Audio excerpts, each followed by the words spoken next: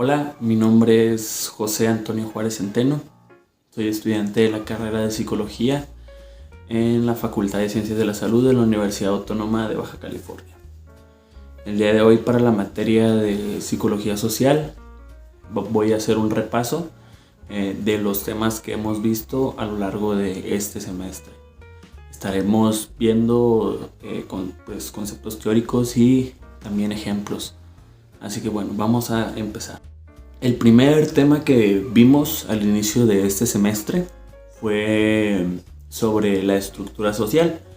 Bueno, este tema en sí nos habla de cómo en las sociedades hay ciertos sistemas, ciertas formas de estructuras, como bien lo dice el nombre, ¿no?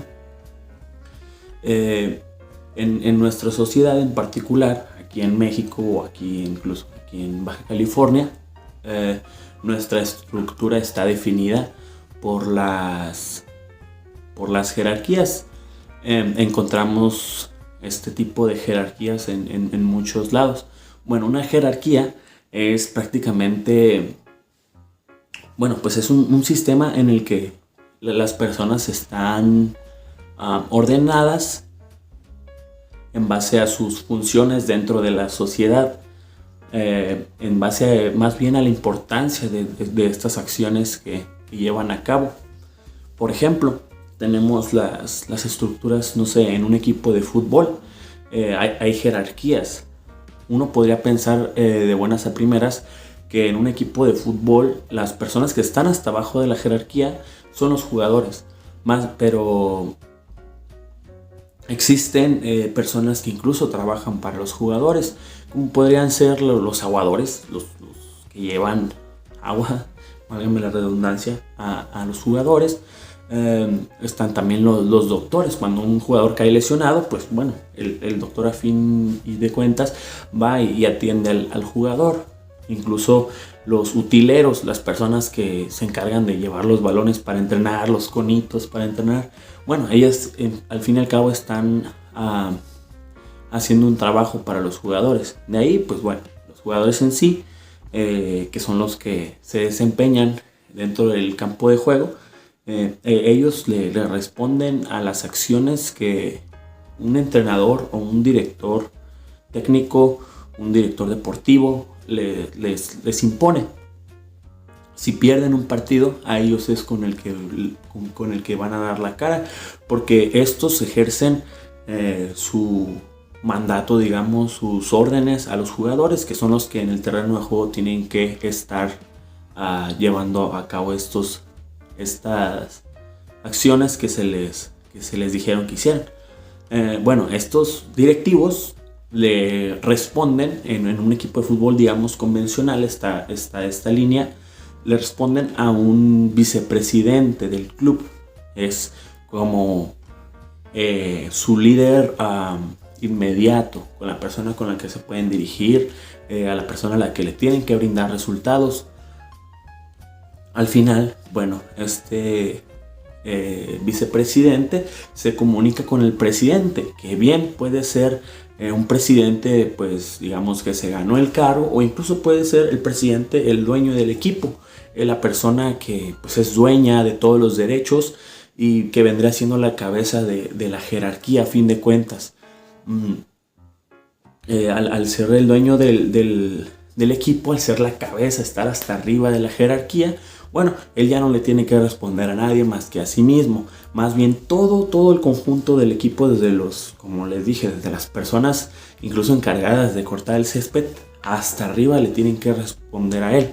Bueno, de esto básicamente trató el tema sobre las ciertas estructuras que hay en nuestra sociedad. Aquí ya toqué una que fue, bueno, el de jerarquías, que es en el que prácticamente estamos en estos tiempos.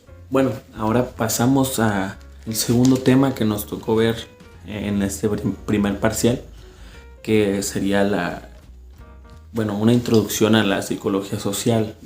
Vamos a ver distintos temas que nos van a ayudar a entender un poco más esta ciencia que es la psicología social. Bueno, en primero, qué mejor que empezar con la definición tal cual. de esta rama de la psicología. Bueno, la psicología social, tal cual, es el estudio científico de la manera en que los individuos piensan, se sienten y se conforman en un contexto social. ¿Esto qué nos dice? Bueno, en palabras un poco más relajadas, podría decirse que la psicología social es como yo, individuo, como yo, persona, que pertenezco a este conjunto de más personas, con sus costumbres, con sus gustos, con su todo, cómo yo me siento al respecto, cómo yo me interrelaciono con ellos, o sea, todo lo que abarca el proceso de socialización, incluso hasta cómo yo me voy adaptando a nuestro conjunto social, a nuestro grupo social. Bueno, en la psicología social, tenemos varios temas que nos van a ayudar, definiéndolos nos van a ayudar a entenderlos un poco más. El contexto social. Bueno, ¿qué es el contexto social? En sí es lo que nos rodea, ¿no? Es que la sociedad está alrededor de nosotros, que vamos sabiendo de ella, que vamos adquiriendo de ella. El contexto social, palabras más, palabras menos, es toda la sociedad que está alrededor de nosotros, de la que formamos parte. Bueno, tenemos ahora la naturaleza social, que va pues pegado con el tema anterior, que sería la naturaleza social. Son los rasgos que nosotros vamos a adquirir del grupo al que pertenecemos. ¿Por qué? Pues por la convivencia de todos los días, porque ahí crecimos, porque ahí nos desarrollamos, ahí desarrollamos nuestras distintas fases de la vida. Bueno, algo se nos tiene que pegar a fin de cuentas, ¿no? Que sería alguna costumbre, el idioma, podría ser incluso parte de la naturaleza social, la forma de ser, el carácter. Bueno, si vamos a un ejemplo, aterrizándolo, podría ser una persona de Estados Unidos no va a tener la misma naturaleza social que una persona, no sé, en Sudáfrica, por decirlo así. Va a tener, podría decirse así, un distinto carácter, una distinta mentalidad, distintos rasgos de pensamiento, así una distinta naturaleza, que es el concepto, naturaleza social. Es lo que adquirimos de nuestra sociedad. Bueno, ahora pasamos a una diferenciación muy buena para evitar confusiones, que sería la diferenciación de la psicología social con la sociología. Ya sabemos que es la psicología social, cómo el individuo se desenvuelve, interactúa en sí con su sociedad. Bueno, la sociología está enfocada más que nada en los grupos sociales, en los grupos que se forman, no tanto en el individuo, sino cómo actúa el grupo en general. No se va a poner a ver cómo actúa Juan Pérez, no, se va a poner a ver cómo actúa, no sé, supongamos Juan Pérez es de Baja California, cómo actúa la sociedad en Baja California. Esta es la diferenciación que se hace de la sociología, de la psicología social, para evitar pues confusiones, ¿no? Ahora tenemos la cognición social. ¿Qué es la cognición social? Bueno, ¿qué tanto yo sé de mi sociedad? Cómo yo interpreto en cuestión de conocimiento, como su nombre lo dice, qué conocimiento me produce a mí mi sociedad. Para entenderlo un poco más, bueno, yo como individuo mexicano, ¿cómo interpreto mi sociedad? Bueno, yo les podría decir, yo interpreto a la forma de ser del mexicano como una persona muy cálida, que los turistas resaltan eso cuando vienen a México, que dicen, bueno, en México nos tratan muy bien, son personas bastante amigables, bastante fiesteras, bastante, bueno, que te arropan, en sí que te hacen sentir como de ellos mismos. Eso yo lo puedo interpretar. Otra cosa que yo puedo interpretar es que somos nacionalistas, somos muy nacionalistas en el sentido de nos encanta nuestra bandera, nos encanta nuestro himno nacional, tenemos muy arraigado esa parte Si algún extranjero habla mal de nuestra nación, nos unimos como mexicanos y pues bueno, les va muy mal, tal como pasó con Donald Trump, ¿no? Cuando habló de los mexicanos, pues fue una revuelta nacional, o sea, todos nos unimos como mexicanos en ese sentimiento de patriotismo, de somos mexicanos, somos el pueblo mexicano. Eso es lo que yo interpreto de mi sociedad a la que yo pertenezco, que sería pues México, la sociedad mexicana. Bueno, tenemos otro punto importante, que sería la economía conductual. ¿Qué es la economía conductual? Pues no es más que cómo nuestra sociedad forma parte de nuestras decisiones económicas. Poniendo igual un ejemplo para que quede muy claro, sería la persona estadounidense no va a tener la misma forma de gastar el dinero que una persona mexicana o que una persona de Latinoamérica en general. ¿Esto por qué? Bueno, una persona estadounidense tiene más arraigado este pensamiento de consumismo, de gastar su dinero. ¿Por qué? Porque en sí Estados Unidos promueve ese tipo de acciones. Si ocupo un rastrillo, me compro 3, pues porque, ¿por qué no? Porque me alcanza para 3. Ese sería como que el pensamiento. Y una persona, vamos a ponerlo de Latinoamérica en general, bueno, es una persona que está más limitada de recursos, no tiene para estar, digamos, despilfarrando el dinero en cosas que no necesita. Si necesita un rastrillo, va a llevar un rastrillo. Incluso va a buscar del más económico para que no le perjudique tanto a su bolsillo.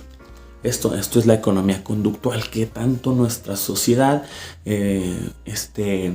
cambia pues que cambia la forma en la que nosotros gastamos el dinero. O tomamos decisiones financieras también. Bueno, ahora vamos a unos puntos importantes en la historia.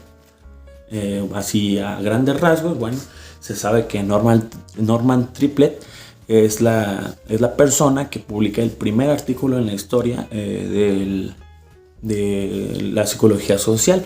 Esto, pues bueno, lo hizo a finales del siglo XIX. De ahí brincamos a esta etapa de la Segunda Guerra Mundial con Hitler y todo este contexto. Al terminar esta guerra, bueno, la humanidad, el mundo, se preguntó ¿por qué? ¿Por qué pasó esto? ¿Por qué un grupo se ataca tanto a otro? ¿Por qué? ¿De dónde nace este odio? ¿De dónde nace esta violencia? Los genocidios. ¿Por qué hay un prejuicio hacia una comunidad de la que en realidad no sabemos? ¿Por qué nace esto? Bueno, eso es lo que sucedió. Y bueno, ahí tuvo un poco más de auge la psicología social. Bueno, porque es donde entró a resolver estas preguntas. Bueno, en 1936 se creó la Sociedad para el Estudio de la Psicología en temas sociales. Y para los años 60, la psicología social estaba orientada en cómo las personas se sentían interactuando con los demás. Actualmente, la psicología social está un poco centrada en este tema de la diversidad de nuestra sociedad. Ya no es lo mismo que hace 50 años, donde las minorías estaban totalmente alejadas de la sociedad en general. Como antes había mucho racismo. Sigue habiendo, pero antes era incluso aceptado socialmente el ser racista, el querer proteger tu raza. Bueno, actualmente ya tenemos una sociedad mucho más diversa en cuestión de raza, en cuestión de género. En muchos aspectos ya somos una sociedad más diversa. Y bueno, es donde la psicología social está centrada actualmente en estos cambios que se están llevando a cabo en estos tiempos. Ok, el siguiente tema que vamos a tocar es el de carácter social. Para entender este concepto, primero tenemos que entender el hecho que el ser humano es un ser social por naturaleza. Requiere estar en contacto con otras personas. Tiene esta necesidad de pertenecer a un grupo, de convivir, de ahí desarrollarse. Bueno, basados en esto, por otro lado, el individuo viene con ciertos instintos que están definidos por su herencia genética, ciertos rasgos que ya tiene él mismo por el simple hecho de que es él, tiene esos rasgos también, o sea, por su origen, nace con ellos. Pero estos no nada más estos son los que van a ser visibles a su sociedad. También va a adquirir, los va a mezclar con aprendizajes que va a ir generando a lo largo de sus interacciones, a lo largo de su vida con su grupo social, de su formación más bien. Va a ir generando aprendizajes, los cuales les van a hacer que al final de cuentas tenga este carácter social del que hablamos. Ese ya va a ser la forma de ser visible de la persona. Para contextualizar un poco, bueno, puede que alguien en China, por decirlo así, nazca con un carácter agresivo, que nazca con un carácter muy, muy fuerte. Sin embargo, al momento de desarrollarse en su entorno, bueno, se topa con que en su sociedad no es muy requerible ser tan agresivo, porque su sociedad es un poco más tranquila, un poco más pacífica, o a la inversa. Supongamos que a alguien con carácter muy suavecito le toca nacer en países africanos donde hay guerras, donde hay saqueos, donde hay situaciones muy difíciles. Bueno, su situación en este caso lo va a tener que orillar a que genere otro tipo de carácter para poderse adaptar a esas condiciones. Bueno, esta conducta, pues bueno, va a ser su conducta individual, que al fin y al cabo va a formar parte de la conducta social, porque todos a fin de cuentas en este contexto, en este grupo social, van a tener rasgos parecidos, porque su contexto, su círculo así se lo está requiriendo, en pocas palabras, su ambiente. Bueno, como les había dicho, pues esto se va a ir configurando a lo largo de su interacción, conforme el individuo se vaya dando cuenta sobre qué requiere para poder encajar en cierto grupo. Y bueno, pasamos al siguiente tema, que sería los niveles de referencia social. Son 3. El número 1 pues son las relaciones primarias, número 2 las funcionales y número 3 las estructurales. Las primarias vendría siendo estos grupos en los que nos formamos en etapas tempranas, que vendría siendo la familia, ¿no? En la familia tenemos nuestras primeras socializaciones, nuestros primeros contactos a la sociedad en la que pertenecemos. Así que estos son los grupos primarios. Estos nos van a empezar a forjar, como quien dice. En segundo lugar, tenemos las relaciones funcionales. Estas relaciones funcionales son las que hacemos para llegar a un fin. Por ejemplo, en un empleo. Tenemos a nuestros compañeros de trabajo y nos interrelacionamos con ellos porque tenemos un fin en común, que vendría siendo nuestra empresa, nuestro negocio, para que le vaya bien, en pocas palabras. Podríamos poner el ejemplo incluso de en una colonia, los vecinos, ¿no? Se organizan, vamos a pintar las calles, las banquetas más bien, vamos a tapar algunos baches que hay. ¿Por qué? Porque al fin de cuentas es la colonia de todos y todos tienen ese fin en común, que es que su colonia, su pequeño espacio se vea bien, esté bien para ellos sentirse a gusto. Estas son las relaciones funcionales, con un fin en común. Y por último, las relaciones estructurales. Esto no va a ser nada más que el estatus social, la clase social a la que pertenecemos. Pertenecemos a la clase alta, a la clase media, a la clase baja. Bueno, si pertenecemos a la clase media, nuestras relaciones se van a basar en su mayoría, no digo que todas, pero en su mayoría se van a basar con personas de la clase media. ¿Por qué? Porque a fin de cuentas nos formamos en ese círculo, nos empezamos a interrelacionar con personas de ese círculo, fuimos a escuelas de ese círculo, tenemos trabajos con personas de ese círculo, vamos a comprar, vamos a esparcirnos a lugares de ese círculo. Suele pasar, pero pues es rara a la vez, ¿no? Cuando se ve una persona de la élite o de la clase social muy alta en una zona de la clase baja o de la clase media. ¿Por qué? Porque ellos tienen sus propias relaciones. Estas son las relaciones que formamos en base a nuestra posición social. ¿Qué posición tenemos en nuestra sociedad? Pues esas son las relaciones estructurales. Y bueno, por último tenemos el tema que vimos al final, que vendría siendo sobre el género. Bueno, esta fue una conferencia que nos dio Edith Mujer sobre la violencia de género. Nos hablaron sobre distintos temas, tocando temas históricos, sociales, costumbres que había. Y bueno, vamos a empezar. Se comenzó hablando sobre que antes había muchas limitantes en las mujeres, ¿no? Estaba muy presente ese tema de que la mujer no tiene derechos, que el que manda en la casa es el hombre, que la mujer no tenía voz en sí, solamente era se miraba como un objeto de utilidad, una mujer que no sabía cocinar, que no sabía lavar platos, que no sabía planchar, pues se le decía que no iba a servir para nada, pues porque ¿para qué más podía servir? Obviamente bajo esta mentalidad de aquellos años.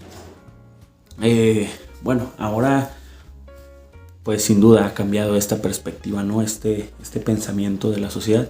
Sin embargo, quedan rastros todavía de machismos en nuestra sociedad. Las mujeres en algunas partes se siguen viendo parecidos, si no es que igual que antes. No se les da la misma importancia. Bueno, antes, como les repito, era básicamente la mujer servía para ser útil. Si no era útil en cuestiones domésticas, no servía para nada.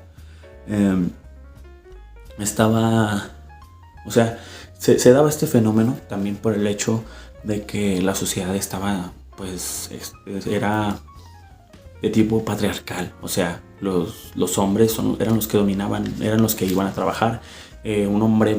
Solamente los hombres eran directores de escuelas, solamente los hombres eran directores de empresas, eran todo, como quien dice. La mujer en su casa, con los hijos.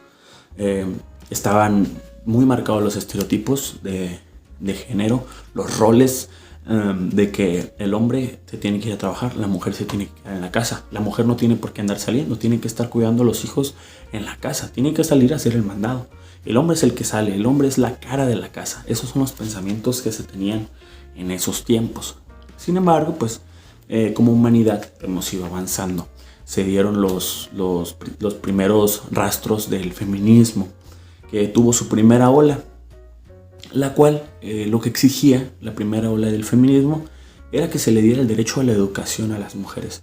Las mujeres no tenían derecho de ir a la escuela, pero no de tener altos estudios. Una mujer no podía ir a la universidad, una mujer no podía ser licenciada, ser abogada, ser doctora. Eso era imposible para esos tiempos. Bueno, la segunda ola que se dio del feminismo, pues es la decisión sobre procrear. ¿A qué se va con esto? Antes, pues prácticamente el hombre era el que decía los hijos que iban a tener. Si se le antojaba tener un hijo, pues la mujer no le quedaba más que callarse y atenerse a un nuevo hijo. Aquí lo que se exigía era que la mujer debía tener también parte en esa decisión de cuántos hijos quiere tener. Si no quería tener, pues estaba en toda su libertad. Nadie tenía por qué obligarla. Es lo que se exigía en esta segunda ola. En la tercera, pues es una de las más recordadas, ¿no? La de la igualdad política.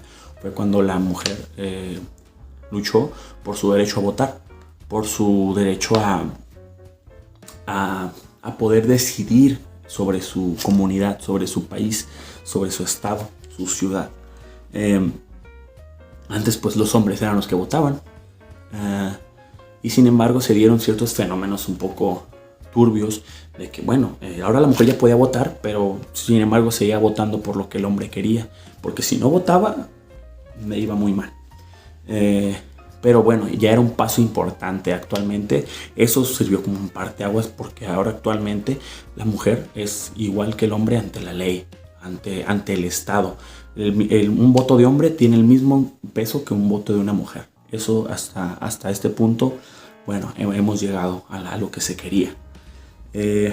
Y bueno, la cuarta ola, que es la que estamos viviendo actualmente, se pide ahora sí en general la igualdad, no solamente de escuela, de gobierno, sino en general, que los hombres sean igual a las mujeres en todo aspecto, en cuestión laboral, en cuestión familiar, en cuestión de todo. Lo que se quiere lograr pues es esta, digamos, homogeneidad entre hombres y mujeres para que todos formemos una armonía entre los dos géneros. Hay partes radicales por ahí, pero bueno, al fin de cuentas tiene un fin bueno, que es que tanto el hombre importa igual que la mujer importa igual que el hombre ante el mundo. Es lo que se quiere llegar a lograr. Bueno, también se llegó a tocar el concepto de perspectiva de género. ¿Qué es esto? Bueno, la perspectiva de género es cómo tu mujer miras ante una situación y cómo el hombre mira una situación. Yo puedo tener mi pensamiento por mis experiencias como hombre, por mi vivencia como hombre. Una mujer va a tener su propia interpretación del mundo por su experiencia como mujer, por lo que la sociedad pudo haberle inculcado, por lo que la sociedad pudo haberle pues enseñado o obligado incluso a hacer. Y bueno, de esto básicamente fue lo que trató la conferencia. Y bueno, esto fue todo de mi parte sobre el resumen del primer parcial. En general, como conclusión, yo puedo dar que fue muy interesante. Se tocaron temas que en lo personal a mí me llaman mucho la atención. A mí desde siempre me ha generado mucha intriga estos temas de las interacciones sociales, cómo se dan, por qué personas están ahí en cierta posición, por qué otras personas están en otra posición, por qué ciertos comportamientos son aceptados, por qué otros son inaceptados. Toda esa parte a mí de la psicología social a mí me parece muy interesante. Sobre todo esta cuestión del individuo, porque se puede observar como masas, pero yo siento que los seres humanos somos individuos y tienen que estudiarnos uno por uno, porque como se dice por ahí, cada cabeza es un mundo, cada cabeza tiene sus propias experiencias de vida, cada cabeza tiene su propia forma de ver su entorno. Eso es lo que a mí me parece más interesante, la genialidad que somos los seres humanos,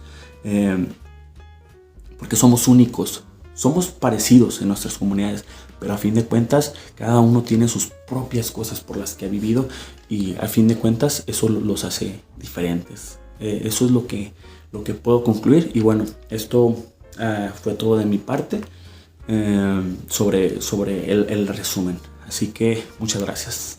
Hasta luego.